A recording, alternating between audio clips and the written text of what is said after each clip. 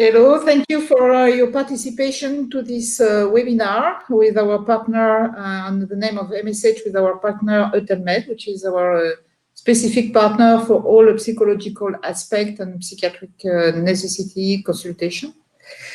I want to introduce Barbara Madison, who is a psychotherapist and senior trainer, and Alban Giacon, project manager and psychologist as training.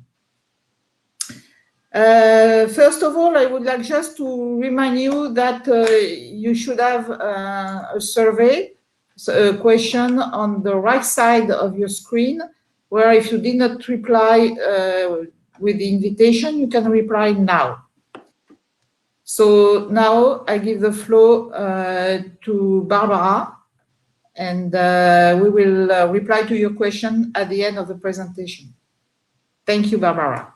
Right, thank you, Annie. Yeah, so have you had a look at the polls? There are two questions there. Alban, can you see the answers yet? Is anybody signing in? No, nobody is yet. Nobody there yet? So can you see it on the right, the polls? Yes. There's a couple of questions to try to get you into the subject. The first one is, how do you think the lockdown period had an impact on your teams? Mostly negatively, a lot of stressful situations and difficulties to adapt, or maybe it was hard at first, but they managed to adapt at some point. Or third possibility, they were able to think outside the box and adapt quickly. I don't know if anybody feels like answering, or I'll move into the presentation. There was another question about how did you feel during this lockdown period? Mostly overwhelmed and stressed or anxious, or at first struck by a wave of stress but managed to get over it. Or third possibility, I reorganized quickly and thought it was a positive challenge. Are you seeing anything, Alban? Yeah, it started to be. Then the first question, how do you think the lockdown period had an impact on your teams? The best answer at this time, it was hard at first, but they managed to adapt with 40%, 14%, 15%, that it increasing just slowly.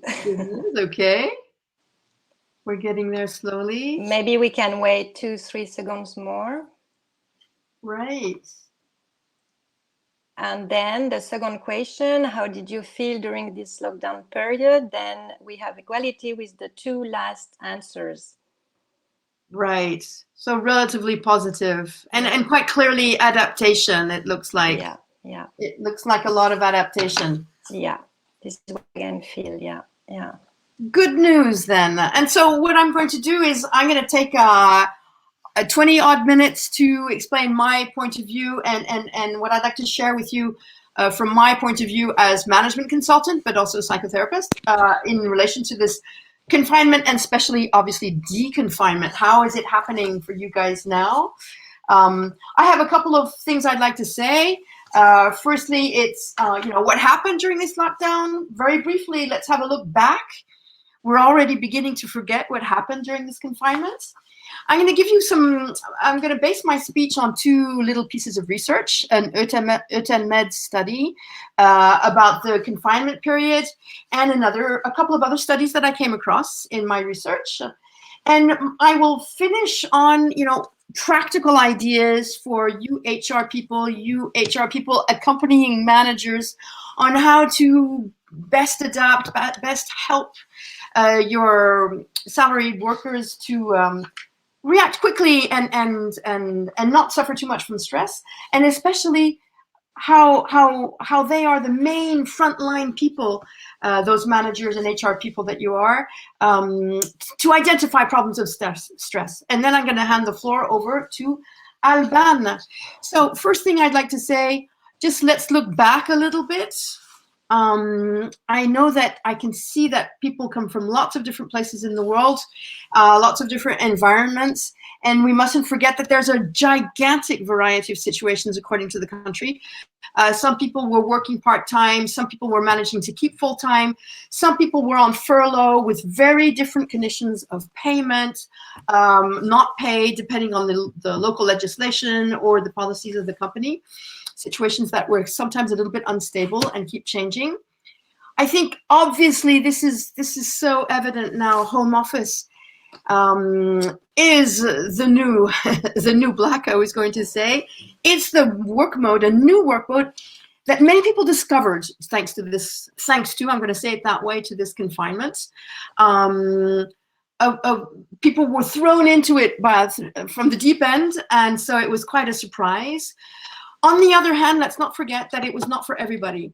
That is, there is mostly it was for managers, white-collar workers, services, certain public administrations. Some people didn't get home office, or they were stuck at home without a computer. That is, they were actually paid but didn't have the material to be able to work from home. So very complicated, and also a large variety of situations. And this is what's unusual and rather surprising about this environment, is family circumstances made all the difference. Being a parent with small children, having to deal with elderly members of the family, the size of your house and your flat, all of these things made a difference and created a gigantic variety of situations. But let's bring up something positive. For many people, I have no statistics on this, but I do want to share. It was a very interesting moment for many who suddenly had a moment where they got off the merry-go-round, so to speak, and could take stock about, you know, what is their job about, working from home, the importance of my job, working differently in another mode, with another relationship to their work, to their identity as a worker. That is, I don't have to be in a suit and tie to work efficiently. For many people, it was a real eye-opener. Maybe you have seen that. Some people have decided that this is the way I'm going to do it now, and are actually working from home all the time, even if it's not absolutely necessary. It was also a moment where working from home and home office in general appeared very efficient. The meeting times were shorter. It meant that in certain cases, not all, of course, there was a different relationship with managers. Autonomy was valued. And for some, it was very, very positive. Okay. So I just wanted to bring up that positive note before moving down to the actual facts that I have. I'm going to refer to a study that Eutelmed carried out just around the end of confinement. I know that all our environments, all our countries are in different situations around that. Very interesting from my point of view, because it correlated two aspects: psychological well-being on one hand, that is stress, anxiety, irritability, our subject, and the correlation with work and engagement and performance, motivation, concentration, efficiency. And in a nutshell, what do we get out of that? There's a great impact, a positive impact of people who had a real dedicated space to work from. That confirms for me something that I present in all my programs about managing remotely, managing remote teams. Human beings are territorial. They need a space for things to happen in. When you work remotely, you don't work in a limbo, in a void. You need a real space. Maybe you saw people around you working from the living room, working on the coffee table, working in the kitchen. That was not very easy, having to move around because my husband needs the internet connection, or there was the kids' homework, and not having a dedicated space to work seems to be very important. Another thing, a source of difficulty, obviously managing family life and work. This is sort of not surprising for me. I have been working on remote management for quite a while now, almost 10 years. And multitasking that people are very proud of is an absolute myth. It is almost impossible to really multitask. People are single taskers. They do one thing at the same time. Going to a meeting and having the baby crying in his or her cradle in the background just doesn't work. Handling children's homeworks and business work and meetings is not possible. What you can be is a really efficient single tasker, but doing several things at the same time doesn't work. That is a great source of stress and things to be taken into account at the moment, very importantly. And the third point is the interactions. I'm absolutely not surprised. I'll come back to that with a few tips that I want to share with you. Interactions, communicating with my colleagues, okay? Don't forget, some people were pushed into this world of home office with no preparation whatsoever, and communication became suddenly a gigantic issue that nobody had planned for. And communicating in a team, it's not just, you know, blah, blah, blah. It's extremely important for this informal information to circulate. We suddenly realized that email is overused and extremely badly used. I mean, it's an old tool, but we still don't know how to use it efficiently. It can be used better. Remember, we sort of realized also the importance of the boss, the colleague, popping his or her head in the door saying, how are you doing? Did you receive this? No longer possible remotely. So this was probably a real big source of stress and discomfort for lots of people. I'm going to give a few results from another study that I came across by a French Poles research society. One of the main things that we're working through now, since the big heavy lockdown is almost over, security measures are probably the most source of worry for workers at the moment, which is both at the office, in their office building where they have to work, but also in public transportation.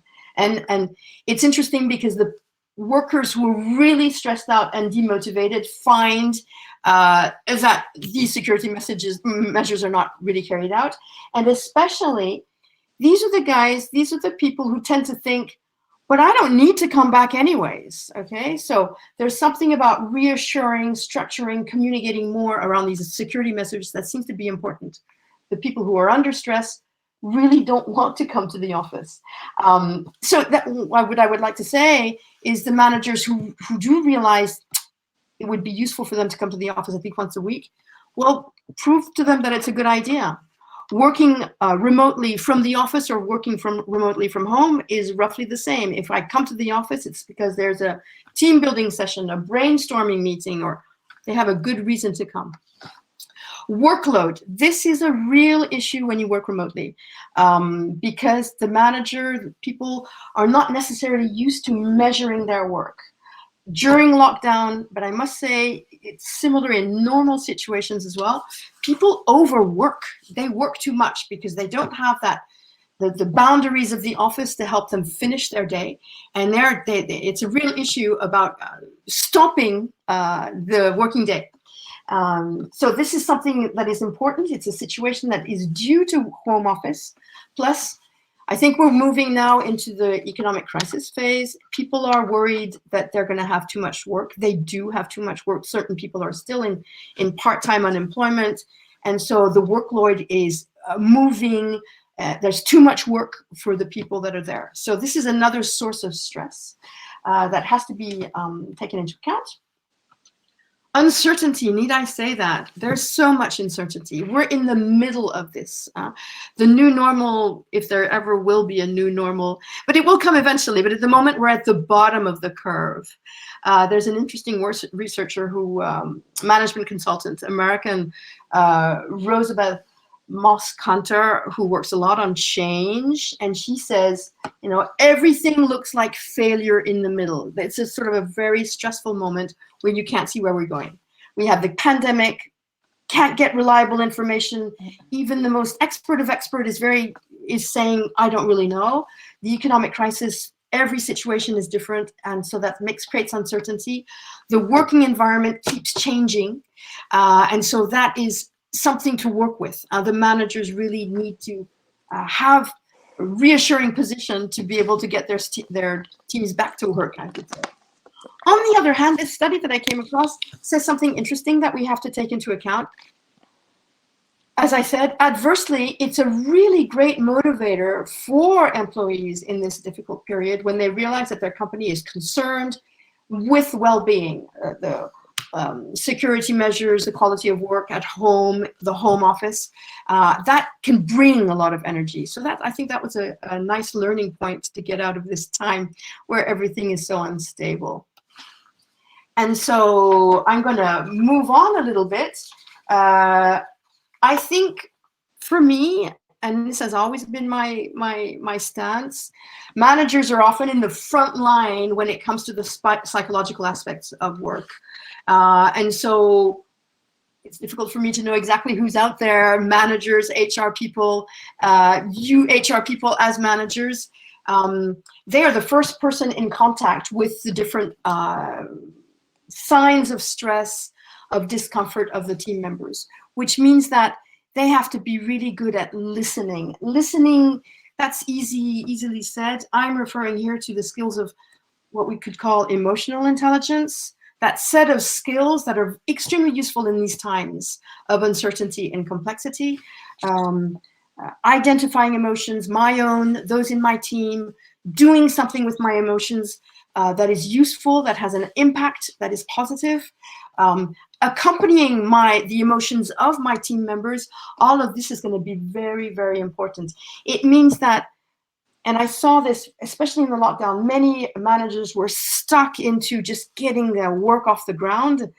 Well, in these difficult times, you need to have this two-tier approach, listening to the emotions, listening to the KPIs that we have to put together, getting the work done, the facts, the Excel sheets, and at the same time, or at another level, listening into the emotions, okay? Emotions that can be something difficult to identify. People worried about just catching this COVID-19, okay? Emotional intelligence here is about, the anxiety is there. Let's not pretend that it's not there. So do something with it without sort of drowning in it, but do something. Recognize it. When I work with remote teams, I find it very important for managers to be better at listening for the weak signals. Weak signals are those signals that are not clear. People don't come and call the boss or say, I'm unhappy with the way I'm set up at home for work. They might say it, but very often they might not.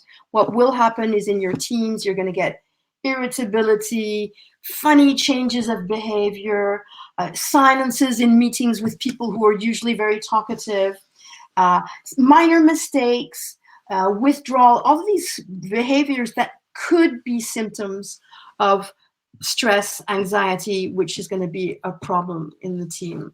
And it's worth checking, okay? And so that means, again, your ears are wide open to identify those small changes and checking out what they are. Maybe there's nothing to it. Maybe it was just a technology, but that silence in the meeting might be a silence of, I'm washed out, okay?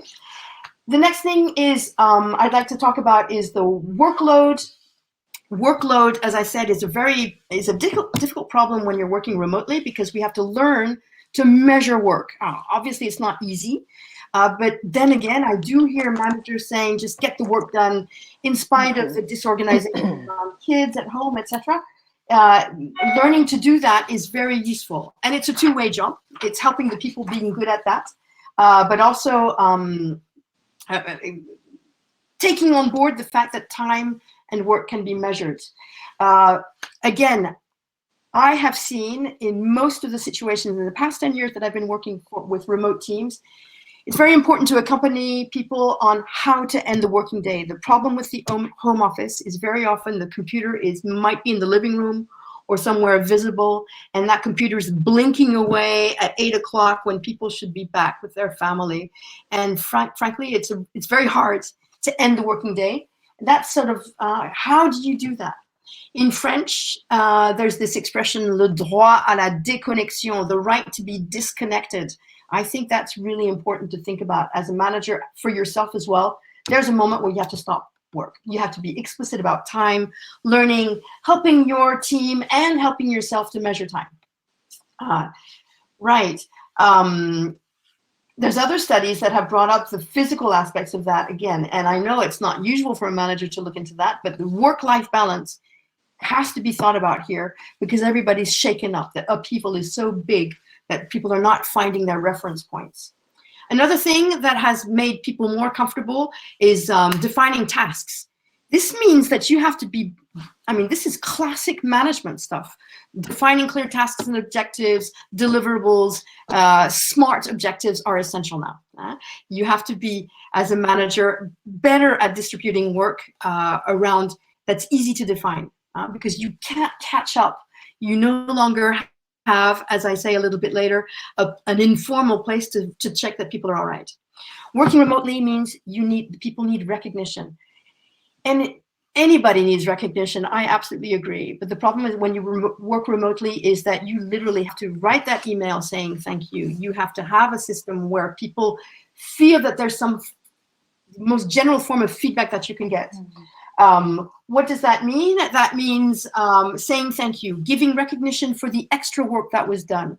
All of those times give a form and a reality to that remote work, which is so hard to understand. And I think one of your major tools is communication. You have to think your communication system in your work environment. You can't just improvise it. It's not something that comes naturally. When you're working in a team, be you project manager, or just with your colleagues, think of how you alternate formal meetings, that weekly staff meeting, and the informal stuff. There's group moments and individual moments. What tool are you going to use to do that? Are you going to use WhatsApp? Or are you going to use the chat system? Is an email enough? Or can this be done in your group meeting? Okay. Also, I think it's important to have a rhythm as well, especially when you don't get to see your people working remotely too much. And I like to joke about, and so I don't know what culture you come from. Is it going to be the American style water cooler, or in France, in Italy, the coffee machine? How are you going to replace that time, which is absolutely essential in any work situation, where people catch up on each other, realize that people are not well or very well, where that informal information that nobody takes time to put on paper is circulating. And frankly, you can do that.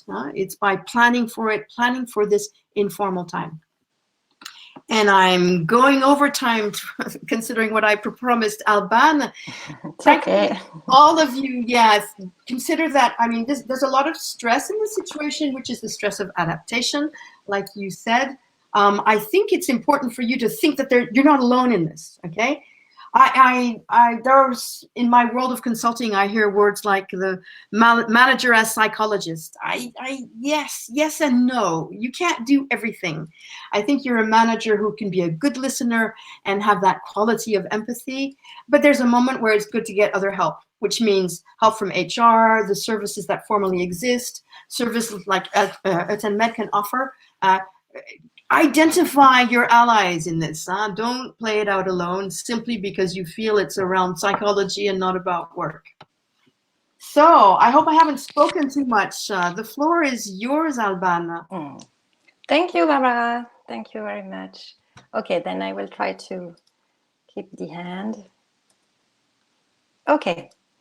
Thank you for showing us the psychological aspect and issues and so many tips. As we can see, employees experience the crisis in many different ways during the confinement. And now with the plan to reopen doors, new concerns are coming up. They have tons of questions and uncertainty for HR, leaders, manager, or workers. Then we can see that everybody is concerned. The crisis affects all the world with many negative impacts on different levels. The first level is the company, organization of work, type of management. There's no organization safe from troubles, but the coronavirus has forced. Oops. Alban, are you there? So many. Then we see that companies are facing hard issues like restructuration, destructuration, new way of working. But the priority remains to keep employees safe and healthy.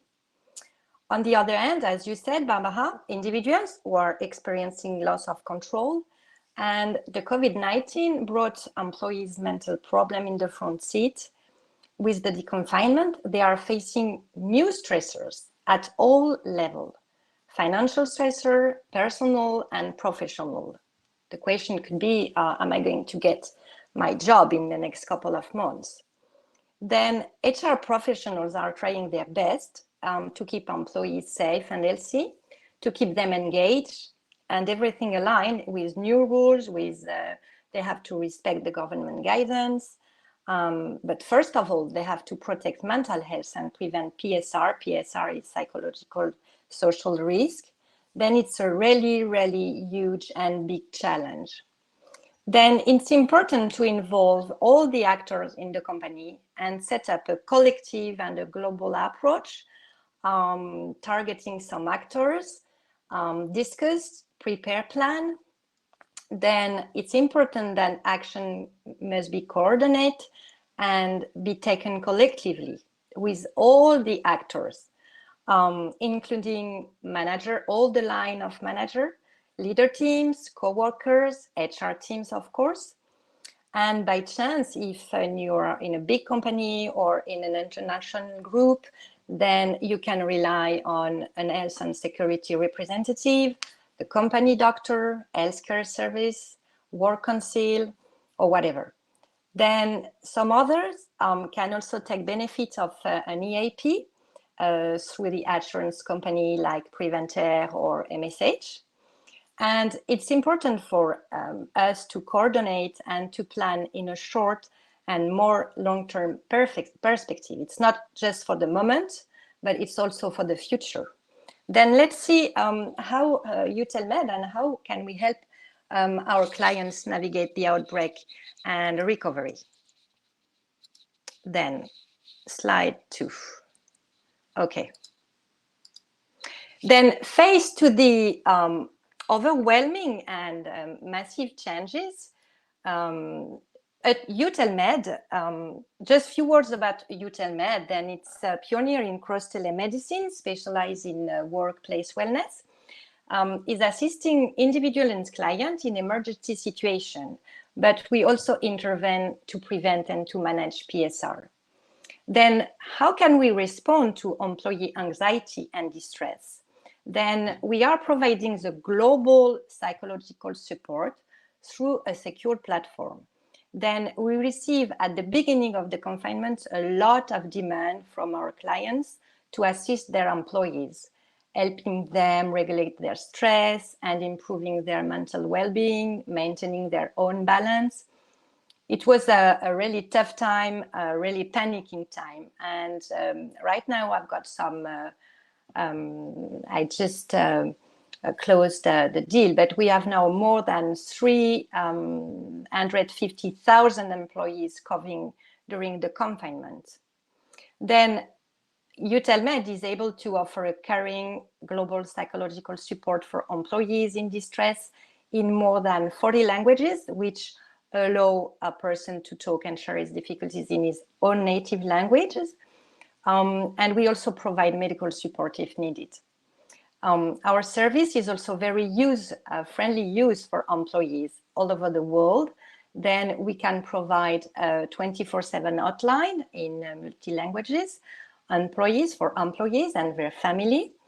We are also providing a private awareness space with articles, webinars, weekly or monthly updated.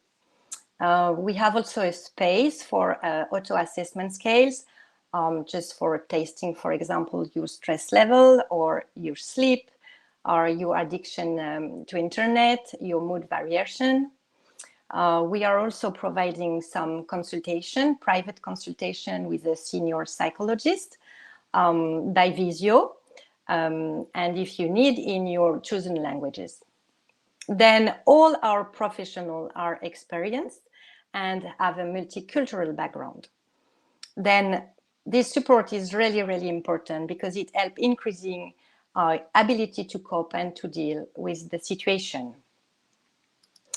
And now this is the solution for how can we help manager, how can we help HR in this situation? Then we can see that manager and decision maker must navigate in a really uncertain time with multiple challenges. Then we are offering some tailor-made solution. Some of our clients need answers and tools for themselves and their employees to deal with it in the present moment, but also, as I said, to prepare the future. Because we can see, and Barbara already demonstrated, that employees feel distressed, depressed. Some are eager, returning to work, while others are more reluctant, fearful, then all this uncertainty brings strong emotional disturbance, and leaders should demonstrate their understanding of the situation. But they can't act as nothing happened. They have to maintain their workforce active and efficient. Then it's really important at this time that to deal with an efficient communication, but also to bring sense. For example, the leader could not only demonstrate empathy to their team, but they also must be empathic to themselves and remain attentive to their own well-being. This is why in our solution, we are focus our webinar and workshop on managing stress and emotion and emotional intelligence. With stress, fatigue, or uncertainty, leaders might find their own abilities to process information and to remain in a level-headed. Then we are provided some tailor-made solution in different formats and alternatives. As I talk, some webinar on demand, or also training and workshop, coaching, and also supervision for group or individuals. Then the supervision and the coaching help to take a step back on your own practice and can help to understand better what is going on and can help you also managing your personal changes. Then we create webinar with your needs, but we have also some recorded webinar, several short webinar that tackle a number of topics in French, in English, or in Spanish. And we already have some in the library. We have how to manage a remote team, how to manage stress and let it go, recognize, for example, sign of anxiety, motivate and give sense when returning back to work, mental health and deconfinement. Then we have a large of topics. And some of our clients want to work, for example, on a specific topics to better pilot their change and to manage their risk. And in our workshop, we are inviting no more than 6 to 8 persons. And it's a very good tool for sharing best practice and difficulties.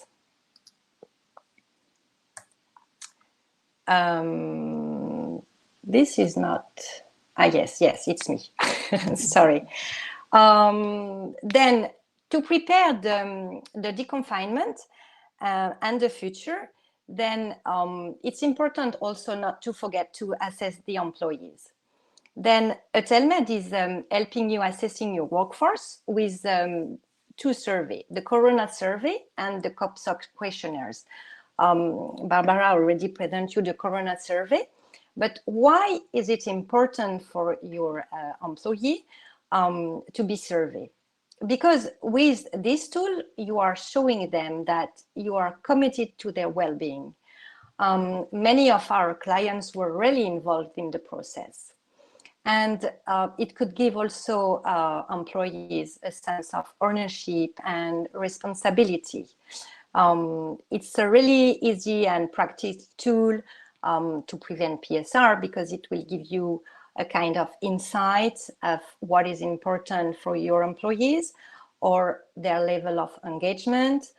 It could also help you to identify strengths and weakness in the company.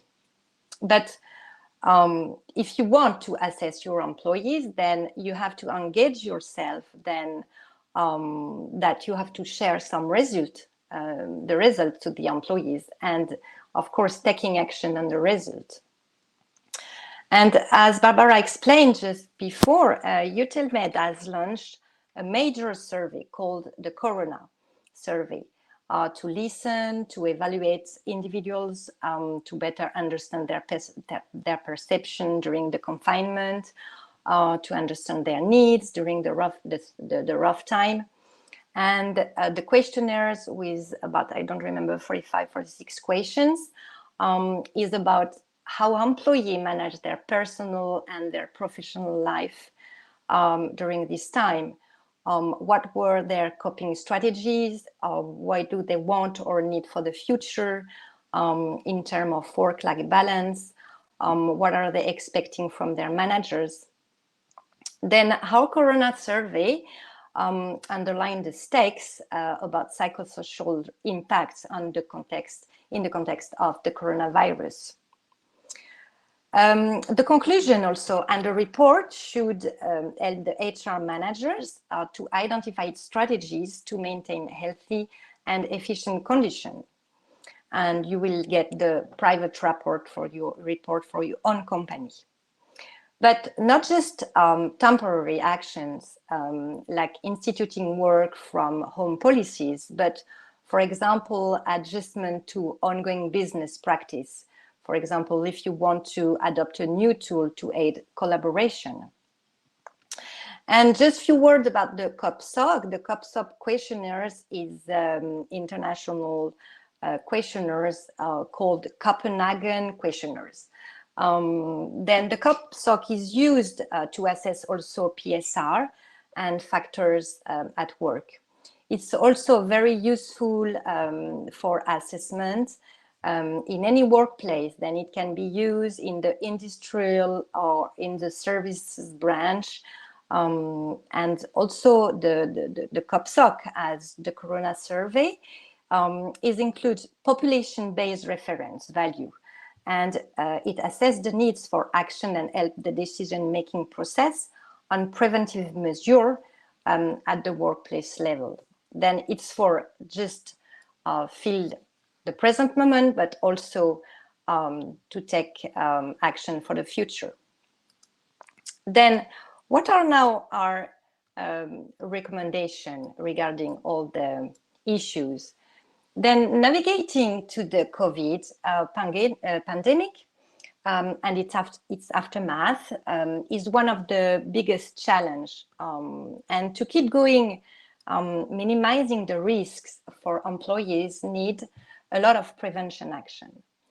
Then the management teams have a really hard time with business issues and COVID-19 with consequences in the future and in the next couple of months.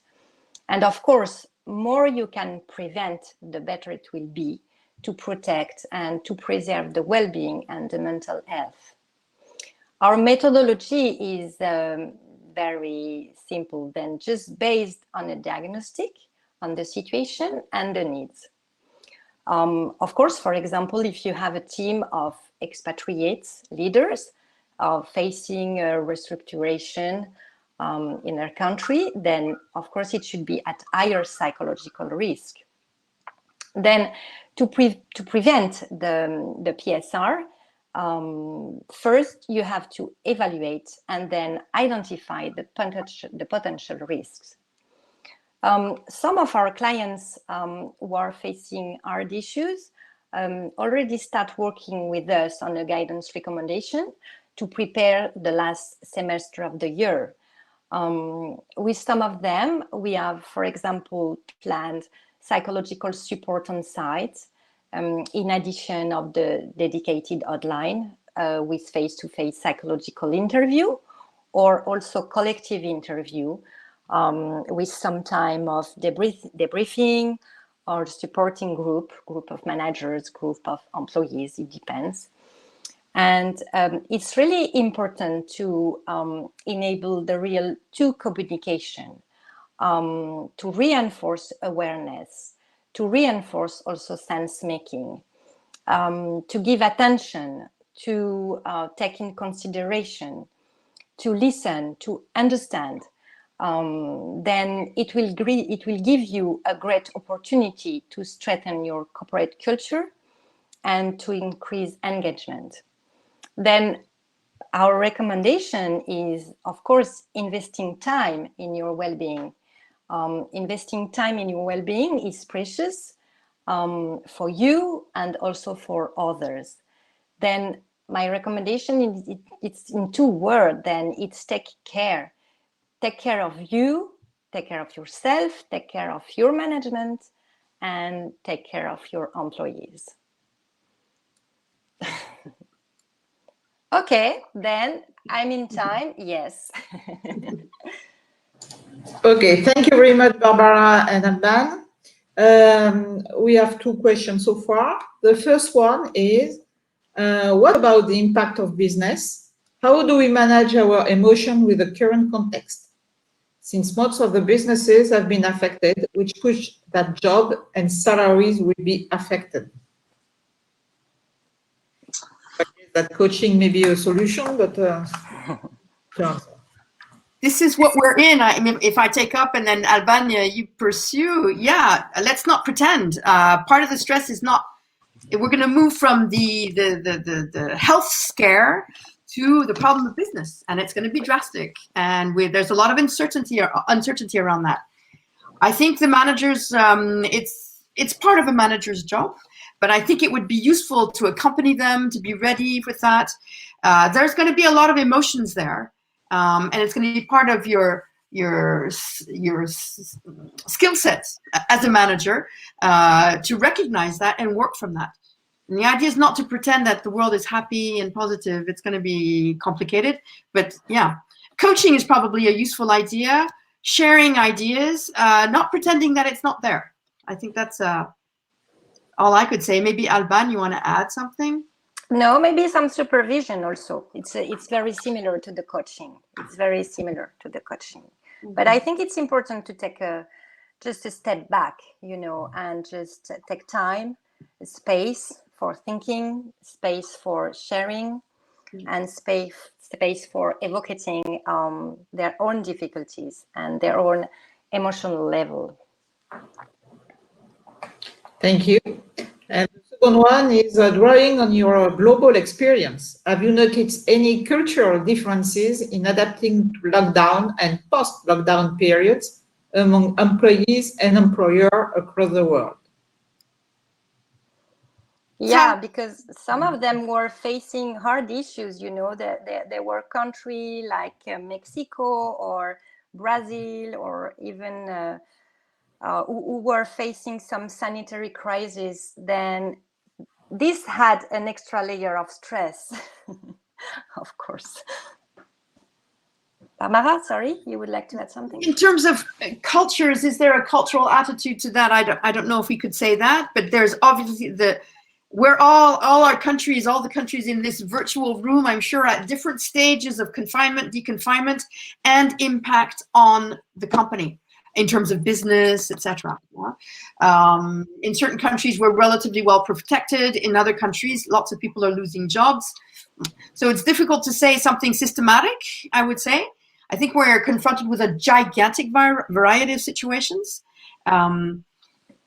And then business is business. A good manager will be able to do something with these crisis times, but it's difficult to say something really useful. I don't think we could say that certain countries are doing better than other.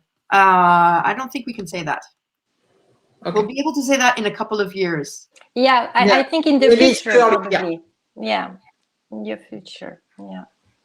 So, and we'll receive another one. Listening to you, managers are the key success factors for managing the post-COVID period.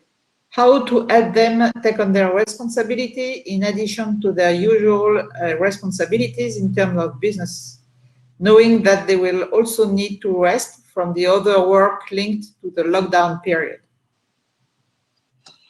Oh. Work is work, huh? Work, how can I'm going to be very blunt and maybe a bit too American here, huh? We work for money and money is measured by time, okay? And so there's something that we really have to take on board to be able to preserve our mental health and our companies, and all of this is intertwined, is there's a workload we can work more than usual like many people did during the complete lockdown, but not forever, okay? I want to say that. Another thing, I tend to think, and I'm hearing this in different companies that I'm working for, this is a pandemic that is absolutely a revolution for most of us. We've never lived this before, but it might happen again. This is the part of I don't know if you're familiar with this expression, the VUCA world. We're in a volatile, ambiguous, complex, uncertain world where this type of these extraordinary changes are going to happen again and again. Okay, so in a way, I think we have to. There's this COVID-19, and maybe in a couple of years there'll be something else. This is something that's going to stay, and so part of managerial skills will be their adaptation, their capacity to accompany their teams in change, big change. And big change doesn't mean negative. Out of every change, something good comes out. That might sound over optimistic in this time where we're at the bottom of the curve, as I said earlier, but I think this is an attitude to develop. To adapt to this world, you need to be more agile, more creative, more resourceful, and this is something where managerial skills will make the difference. This is where managerial skills become, this is terrible to say, I hope I'm not speaking to too many engineers and specialists, but managerial skills, people skills become key to be able to adapt to this world, which is unceasingly going to change. It's hard for us to see that right now because we're right at the bottom of this big thing. But yeah, there's a real skill here to learn from change, to help our people keep their positive energy in spite of the difficulties. And then maybe, Alban, you have something to say about mental health. I mean, there's only 24 hours in a day, guy, and that will not change. No, and as you said, Barbara, it's important also to see, we don't see that right now, but this hard period will probably help us to be creative, you know, in a more different way, also to be more resilient, to be engaged in different ways also. Then we have to keep that in mind, that right now maybe it's too hard, but it could help the brain to act differently. So, and on top of that question, we have, what do you think are the 5 top priorities of a manager in this period of gradual return to work to facilitate the post-lockdown situation? Priority. Wow. We have to come up with 5. Okay, and I hope there's not a priority order, but so off the cuff, I think there's something around positive energy, and those people who have that personality, that style, that way of knowing how to motivate, get that motivation in themselves. I believe in, I said it earlier, this emotional intelligence, this way of, this capacity to get the work done, but listen into the emotions and do something with it. Priorities is identifying the positive pockets for change. I mean, yeah, this creativity is not just a buzzword. This is a moment where we can change our ways. This is a moment where we can learn from what happens. And your team has learned a lot. So don't forget it. Go for it. Capitalize on that. Hey, I come up with 3, Alban. You have to come up with a couple too. What else can maybe to lead also by example, you know. I think that manager can also just keep in mind that they will be looked for everything what they are going to do, and they just have to give the example and stop when they need to stop. And yeah, I find that very important what you're saying as well. Yeah. You're a model. If the manager is not managing his or her own stress well, yes. I don't see how the team can do that. Yeah. And all of this trickles down into the business and the performance of the business, I think. And do you think that it would be important to permit some exceptional recuperation for HR managers after this lockdown? It's really, really important. Really, really important. And we could help HR and manager, and we will really help them to take some space for recuperation, because they just during this hard tough they were between, and we talk with a lot of HR during the confinements, and they were completely smashed out. Then they were overwhelmed. Then they really now need some recuperation and some time for them. And if they want to take care of others, they first must take care of themselves. And the risk that we have, they postpone their vacation because they want to recover time more than for the business, for everything. That human is more important than business. Huh? Human resources, they need to be protected. Yeah. And at least I would like to say the recognition for this extra work. I mean, the confinement was so surprising. Everybody was taken by surprise. Many people worked more. So recognize it by giving more time to some personal space, recuperation. But simply recognizing that extra work is very important, I feel. Otherwise, we're going to be setting into a negative spiral. Because they were really efficient. Everybody were really efficient. And now they just have time and need time to relax.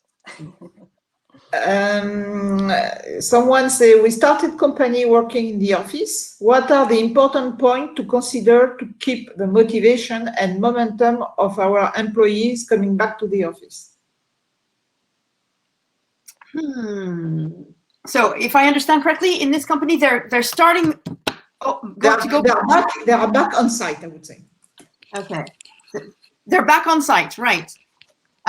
Personally, I think, but this is one direction, but I find it really important to be done, is to take some of the time to capitalize on what happened during the confinement. Some of those teams invented really good processes. Some of those teams realized that certain things were unuseful. Some people discovered each other and realized that the team solidarity communication was useful. I find that one of the things would be to learn from what happened. It's so exceptional. It would be a terrible learning opportunity to miss. And so, I don't know, sessions in the team, individual group, team building, maybe not the right word, but sort of brainstorming, what can we get out of this? What will we never do again? And what will we continue to do? And what do we need to change? I think there's something that could create positive energy and a basis for the changes to come.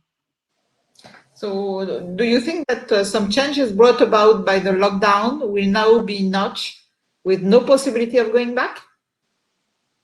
Yeah. Alban, I don't know if you want to say something. I tend to say certain changes are there. And the number one thing is home office actually works. Maybe it's my working a lot in France. All of a sudden, many people, be it employees or be it managers, realized that there was a lot of measurable efficiency in working from home. So it is challenging the whole way work is organized. And that's there. Even if everybody wants to go back, managers know that they need to go back to the office. We can't do it 100%. But consider, the company called Twitter has said, you guys, you don't have to come back to the office anymore. So, well, not every company is Twitter. It's a special type of business. But think about it. No, there's certain changes that are here. No going back. So most likely there will be an hybrid model of work from the office and from home for some time. How to support manager and staff to work efficiently in this new model? Yeah, this is what we have to create. They have to create this new model because it does not exist yet. Then this is why it's important to take time, and the decision must be taken by all the line. It's not just a decision taken by the top, but it's everybody must think of that and maybe take new action and new plan about that. I don't believe that the decision must be taken by the top. Then it's really important for workers and line management just to create a new way of working. Yeah, to build on what you said, Alban, I really believe there's no model exactly. I can't see in the different companies I'm working with sort of a systematic thing. This has given a real, opened the door to a lot of creativity. And so every team, every business culture is going to have to find their own thing. Yeah. And we'll see in 10 years. Maybe before. Yeah. So I guess that we have replied to all questions that we have. So Okay. thank you very much. And thank you to all participants who came on board. And after our previous webinar was about logistical, how to come back to work. It's now about psychological support. So I would like just to ask people if they want to have another webinar on some question that they have on their head. Don't hesitate to contact us, and we will organize. Last question: what do we do if he is not motivated to come back to the office? Good question. Sorry, the line has been cut. Can you repeat, please? What do we do if an employee is not motivated to come back to the office? Yeah, there are a lot. There are a lot. Yes. It's not the only one. There are so many employees who are reluctant to come back. Well, I think I tend to think you really have to tell them that there's a good reason, unless there's a health issue and the person is legitimate, really, in saying it's a danger for me to come back as long as the pandemic is still around. I tend to see a manager saying, "Hey, you have to come back. It's going to be great." I have to say exactly why am I going to come back to the office? What is going to make the difference between coming to the office and working from home? Because for the moment, they were efficient at home. So coming to the office is, I need the team to get together. We need to discuss this face-to-face because, and you have to defend the competitive edge of face-to-face meetings, or there's an interaction that we need, or the material, that the technology is better off. And you have to have a really good argumentation for those people. The first step, I would say. Yeah, and probably because there are a lot, there are a lack of sense also, and maybe the manager can help giving sense or new sense of why we need to work face to face, why we need to work on site. Then I think it's regarding sense. Yeah, the meaning of work. Yeah. Don't forget, certain American teams have come back on remote work way before the COVID. They realized that there was a measurable lack of creativity in teams that only worked from home. And certain companies have completely come back on that because, home office is good for certain things, but not for everything. No. Creativity, problem solving, reactivity. There's certain human elements that are necessary. So it's up to the manager to really defend his or her thing. Give meaning, as Alban says. And how do you see the future of work with the sudden and massive advent of telework, the use of collaborative platforms such as Teams, Zooms, WebEx, which bring new tools, video conferencing, but also live chat, joint work or shared file, to the good old email? I hope, and I really believe that the world, the future world, will not be only digital and virtual. This is my conviction. We still need contact, interpersonal contact. I agree with you. Absolutely. Even if the new tools are good, we need personal interaction and physical interaction. They're changing the way we organize, but not the changing work as such, I think.